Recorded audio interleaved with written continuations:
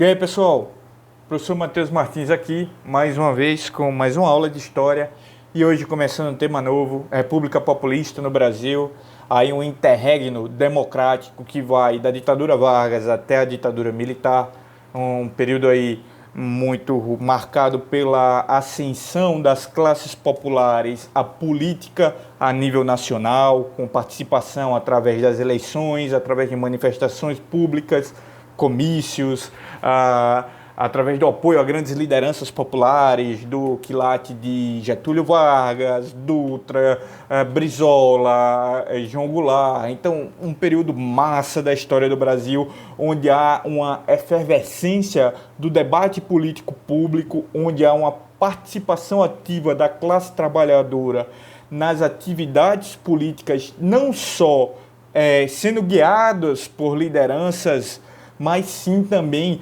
pautando as suas reivindicações na política pública nacional, criando demandas, construindo legitimidades e assim de uma forma mais enérgica, colocando-se como um ator político fundamental para a vida pública nacional.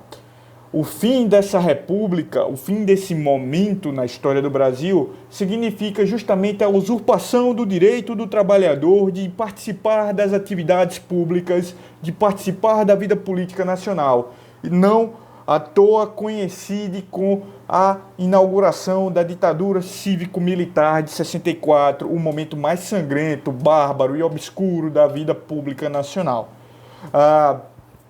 É um período tenebroso nos termos piores que podem ser ditos e que significaram a completa obstrução da possibilidade de se fazer política através do diálogo.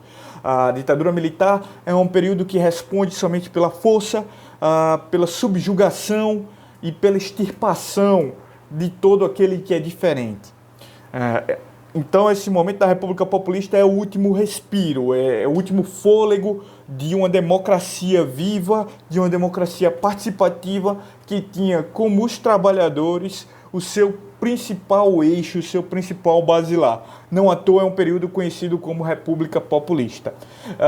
Nesse tempo, consistiu aí, ou existiu aí, melhor dizendo, 4 governos democraticamente eleitos, sendo que um deles vai abdicar e tende a adentrar o seu vice. No caso, o Dutra, Getúlio Vargas, que vai dar um tiro no peito, Juscelino Kubitschek, terceiro.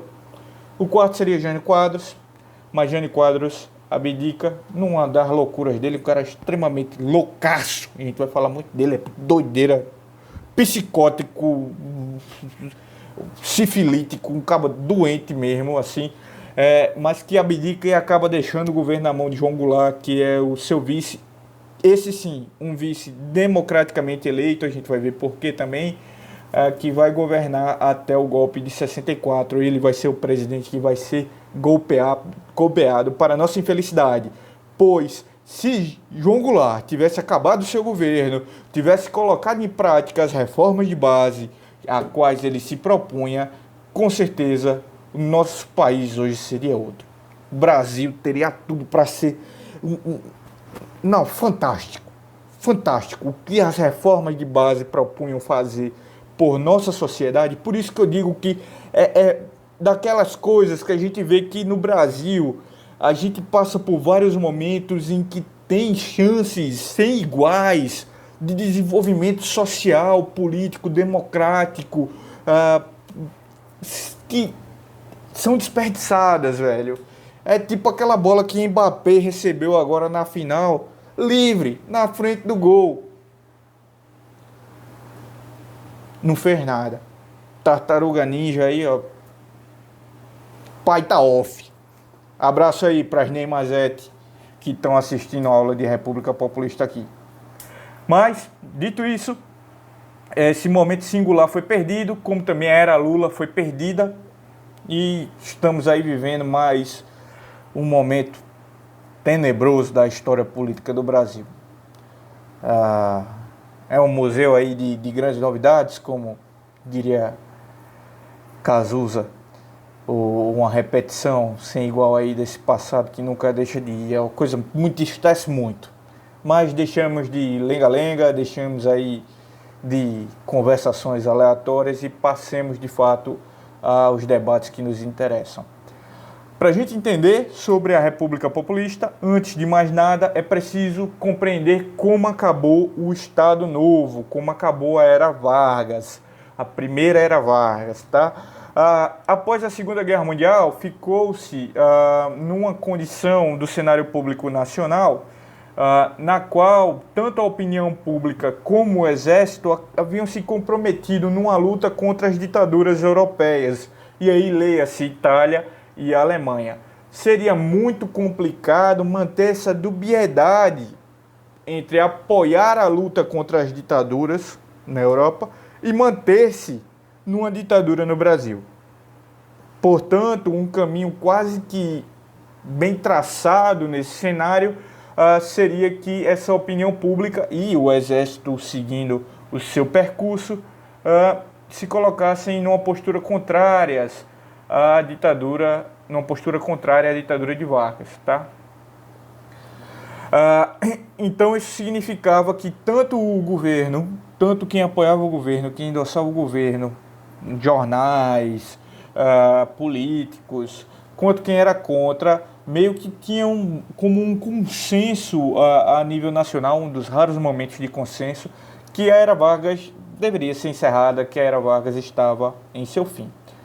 Vargas em si, como um velho calamaão, que horrível, como um velho camaleão político, tem aí de antemão que esse processo está sendo dado, ele se antecipa e antes de ser deposto, antes que venha um golpe contra ele e acabe com seu período ditatorial, ele mesmo diz: opa, cansei pessoal, cansei aqui da ditadura, estou abrindo mão, como é que a gente vai fazer? Vou chamar uma eleição aqui para 45. Então 45 tem eleição para presidente, viu galera? Pode ficar peixe aí que agora é só democracia. E mesmo assim, mesmo com Vargas dizendo que está abrindo mão do poder, que está saindo, há um movimento popular das classes trabalhadoras que vão se colocar aí em manifestações públicas reivindicando que Vargas se candidate à presidência. É o famoso queremismo, a ideia de queremos Getúlio Vargas presidente, agora democraticamente eleito. Então Vargas seria eleito, ou deveria ser eleito aí, nesse contexto, para a presidência da República pela vontade do povo. Inclusive, esse movimento do queremismo vai ter apoio do Carlos Prestes, aquele mesmo marido da Olga Benário, que foi deportada para a Alemanha pelas forças de Vargas, por conspiração aí comunista. Esse mesmo Carlos Prestes, que dirige o Partido Comunista Brasileiro, bem, ele vai se colocar em favor da participação de Vargas na eleição de 45, porque ele ainda tem a dimensão de que Vargas é o único que pode garantir a manutenção dos direitos trabalhistas adquiridos, o que seria estrategicamente um caminho a se percorrer para a formação aí de uma classe trabalhadora mais forte, mais coesa, consciente da sua condição de classe social e capaz, mais tarde, como ele é dirigente do Partido Comunista, de percorrer o caminho para a Revolução. Nesse contexto, com a abertura para o processo eleitoral, Vargas também vai permitir as organizações partidárias. E aí a gente vai ver vários setores da sociedade se colocando em agrupamentos políticos mais uma vez no Brasil. Um dos mais curiosos deles é a UDN, a União Democrática Nacional, que é um grupo mais à direita com uma linha de pensamento liberal conservadora. Em geral, a União Democrática Nacional é formada por os aristocratas que vêm lá desde o período do Império, ou os ricos comerciantes, fazendeiros, ou ainda quem havia investido nas indústrias e havia crescido economicamente, principalmente com as políticas de substituição de importação que vão ficar vigentes durante o período da Segunda Guerra Mundial, uma vez que nem a Europa nem Estados Unidos podem vender mais produtos para o Brasil, então a galera tem que produzir aqui, isso é substituição de importação. Então essa galera toda rica, com dinheiro, bacana, legal, cheia de bufunfa, vai formar um partido de direita com essas ideias mais anti-participação do Estado na economia, mas conservando ainda os privilégios e os status quo sociais relativos a tempos passados, a contextos anteriores, tanto como a República Velha quanto ao período monarquista. Então, defesa do status quo contra a intervenção do Estado na economia são pautas centrais desse agrupamento político, tá? São pessoas, é o que a gente diria, são grupos políticos formados na oposição ao varguismo, na oposição ao Getúlio Vargas. E outros dois partidos que são do setor varguista são o PSD, Partido Social Democrata, e o PTB, Partido Trabalhista Brasileiro, que são dois partidos mais de centro-esquerda, que têm políticas mais ligadas ao campo nacional estatista, a ideia da defesa dos recursos minerais nacionais, das empresas estatais como ali exploradoras desses recursos e, portanto, destinadas a distribuir os lucros e os dividendos dessa rentabilidade de mineração, de petróleo, a tanto o erário público como a população brasileira. Então está aí o nacionalismo estatista deles, sempre com uma pegada mais popular, defesa do direito do trabalhador, tudo mais, o legado varguista vai estar à tona. E são partidos aí muito importantes aí para são partidos muito importantes para a conjugação do campo de esquerda nacional no contexto da República Populista, tá? Eles são os representantes da esquerda nacional, o PSD mais ao centro e o PTB mais à esquerda, uma esquerda nacionalista, uma esquerda ali disposta a pegar em armas para defender a legalidade, como meu querido Leonel Brizola. Detalhe, time aqui, importante, não confundam esse PSD de Juscelino Kubitschek com o PSD atual do canalha do Kassab. Não confundam o PTB tradicionalíssimo na esquerda, PTB de João Goulart, PTB de Brizola, PTB do próprio Vargas, não confundam com o PTB atual do bandido, do canalha do Roberto Jefferson, porque não são a mesma coisa. Apesar dos nomes das siglas serem iguais, os partidos são outros, completamente diferentes. Lembrem que entre eles tem uma parada aí chamada ditadura militar, que proibiu qualquer partido no Brasil que não fosse a Arena e o MDB. E aí, depois da ditadura, há um processo de redemocratização e de reorganização partidária, no qual, meio que como uma punição por seu legado e sua luta em prol do trabalhador, o Brizola não vai ser permitido manter a sigla PTB ali do Vargas, dele próprio como governador do Rio Grande do Sul. O Brizola, quando volta ao Brasil para refundar o PTB, ele vai ser proibido ainda no finalzinho da ditadura militar de utilizar a sigla. A sigla é dada para uma neta de Vargas, de umas tendências meio fascistas amalucadas lá, e o Brizola vai ter que fundar um novo partido, ou pelo menos escolher um novo nome para dar continuidade ao mesmo partido do período ali da República Populista. E ele escolhe o PDT. Então, o PTB de Vargas é o atual PDT, que foi de Brizola e que hoje é do Ciro Gomes, tá? Uma continuidade aí desse legado de defesa e luta pela categoria trabalhadora. Não confundam, então não tem a mesma ideologia, não tem o mesmo pensamento, não tem nem as mesmas figuras históricas, são partidos distintos. A continuação do PTB na atualidade é o PDT e não o atual PTB. Não façam confusões aí. E além desses grandes partidos, desses três partidos que eram centrais nas disputas políticas nacionais, tinham partidos menores, como, por exemplo, o PSP, do Adhemar Barros, Partido Social Progressista, que era um partido de centro, e também o Partido Comunista Brasileiro, o PCB, do Carlos Prestes, tá? Então são partidos aí que se organizam para disputar as eleições a partir de 45. Contudo, como o cenário que se avizinhava meio que colocava na esteira que o Vargas seria eleito nas eleições de 45, alguns militares mais tendenciosos à direita vão propor uma derrubada antecipada do Vargas, tá? Um golpe militar para destituí-lo e impedi-lo de se candidatar em 45, e é o que de fato acontece em outubro. Vargas aí vai ser destituído. Vai acabar renunciando, na verdade, a galera cerca o Palácio do Catete, e ele vai ser impedido de se candidatar para presidente em 45. Ele ainda vai ser candidato a senador e vai ganhar por 2 estados ao mesmo tempo. Salvo engano, ele ganhou pelo Rio e pelo Rio Grande do Sul ao mesmo tempo. Aí eu estou incerto quanto ao Rio, mas Vargas foi senador. Diga aí. Será que o cara era desenrolado? Será que o cara era amado pelo povo? Foi eleito senador em 45 por 2 estados. Feito único.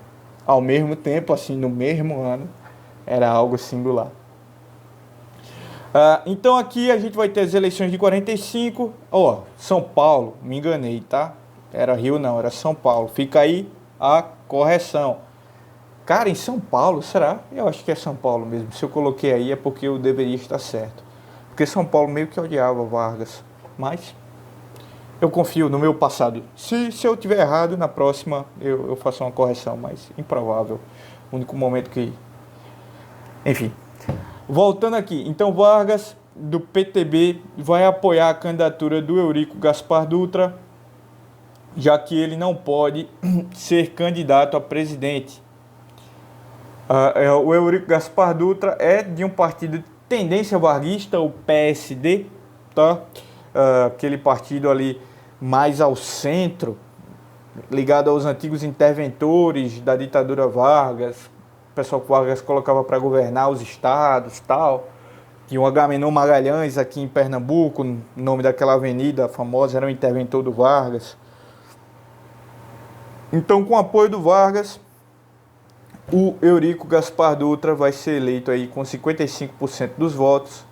Salvo engano, são poucas eleições que tem majoritária nesse período da... Tem majoritária não, é uma eleição majoritária, mas que tem maioria absoluta dos votos nesse período da República Populista. Inclusive é um dos problemas da construção da legitimidade desses presidentes, porque não havia a prerrogativa do segundo turno, era um turno só, e quem tiver a maior quantidade de votos, massa, não precisa ter a maioria, precisa apenas ter a maior quantidade de votos. Não precisa ter a maioria absoluta, precisa ter a maioria em si, tá? É isso mesmo que eu acabei de falar. E como eu disse, Vargas é eleito aí senador por 2 estados ao mesmo tempo nessa eleição. Vamos falar aqui um pouquinho do governo do menino Gaspar Dutra. Vejam só, o governo do Gaspar Dutra, ele não traz tantas lembranças interessantes aí para o nosso cenário político, não. Pelo contrário, o Gaspar Dutra vai ser assim, a Dilma do Vargas. Ele vai tentar dar continuidade ao governo Vargas, mas vai abrir um pouco mais à direita, e aí tem muita conciliação, tem muita possibilidade dada à direita, e acaba sendo um governo meio merda milanesa, sabe?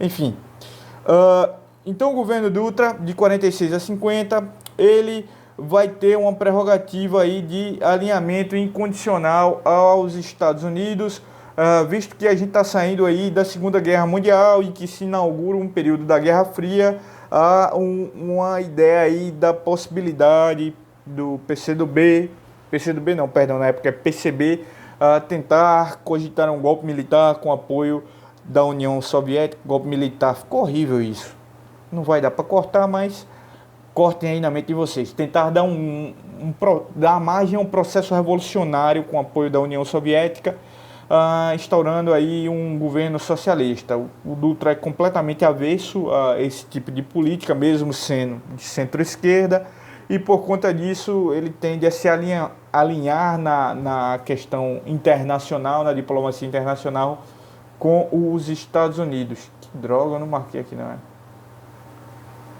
ao ponto de que em 47 ele vai romper relações com a União Soviética e passar a perseguir o Partido Comunista Brasileiro. Em 46 também se tem uma nova Constituição, visto que a Constituição velha do Brasil, a Constituição Polaca de 37, é uma Constituição do Estado varguista ditatorial, então ela necessita ser derrogada, e aqui na Constituição de 46 a gente tem uma série de características interessantes. Primeiro de tudo, o Brasil é colocado como uma república federalista presidencialista, ou federativa, tanto faz, tá?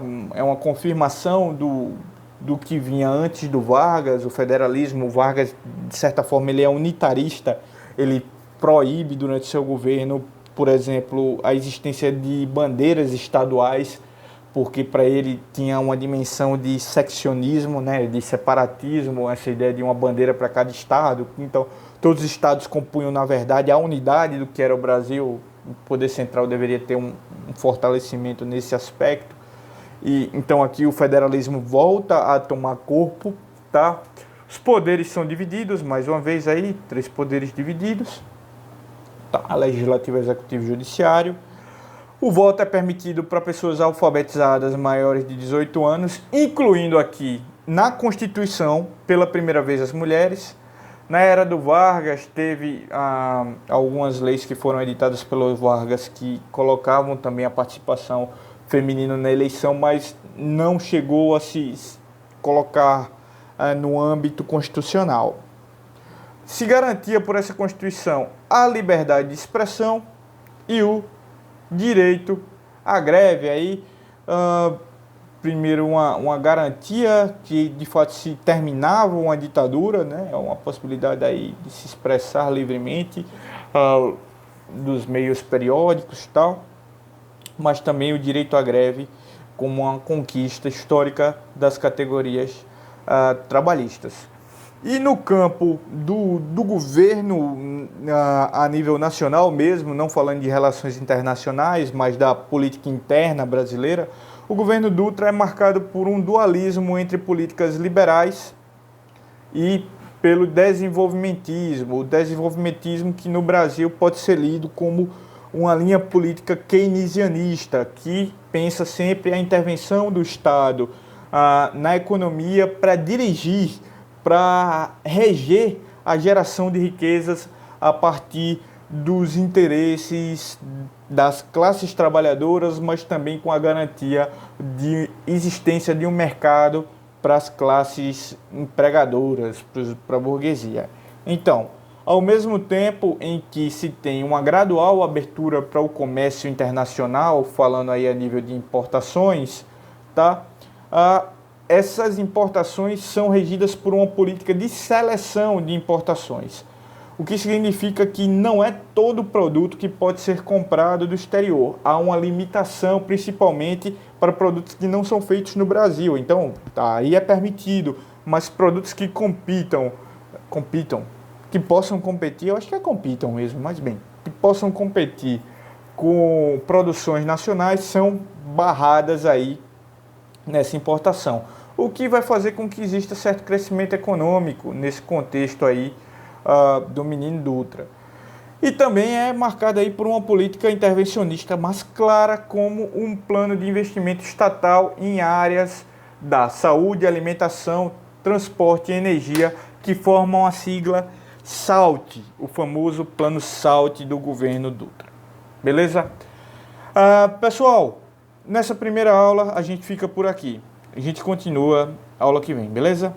Cheiro no coração de todo mundo. Abraço aí para as Neymazetes. A gente segue aí conversando.